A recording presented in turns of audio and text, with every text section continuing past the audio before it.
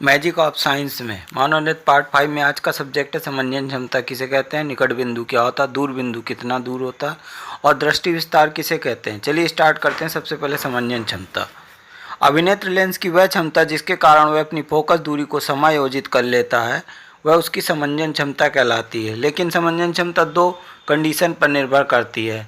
पहली, जब कोई वस्तु आँख से बहुत दूरी पर स्थित होती है तो वस्तु से आने वाली जो समानांतर किरणें होती हैं वह अभिनेत्र लेंस द्वारा होती हुई रेटिना पर फोकस हो जाती हैं, जिसके कारण वस्तु हमें दिखाई देने लगती है।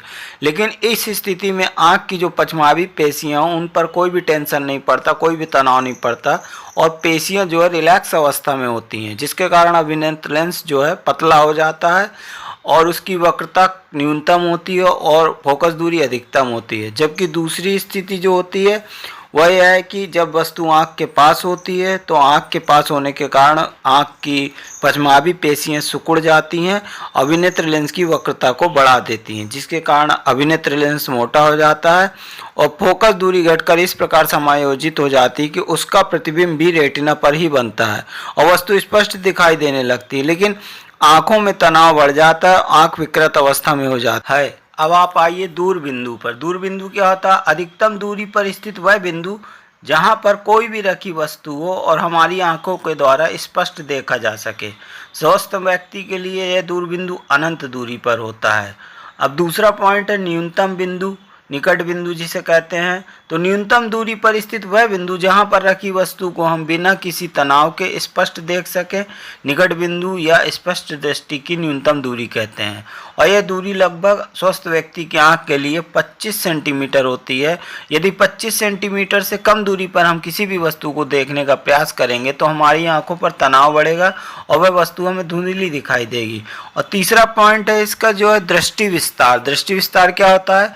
आँख के निकट बिंदु और दूर बिंदु दोनों बिंदुओं के बीच की दूरी को ही दृष्टि विस्तार कहते हैं और ये लगभग 25 सेंटीमीटर से लेकर अनंत तक होता है।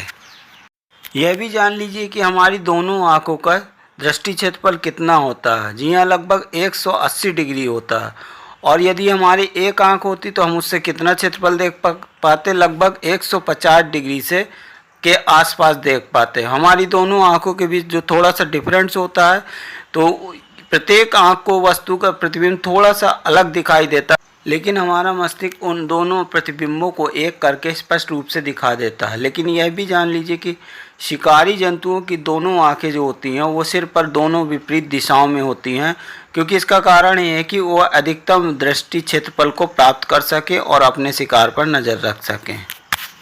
यदि आपको मेरा वीडियो पसंद आया है तो चैनल को सब्सक्राइब कीजिए और नोटिफिकेशन बेल को ऑन कीजिए।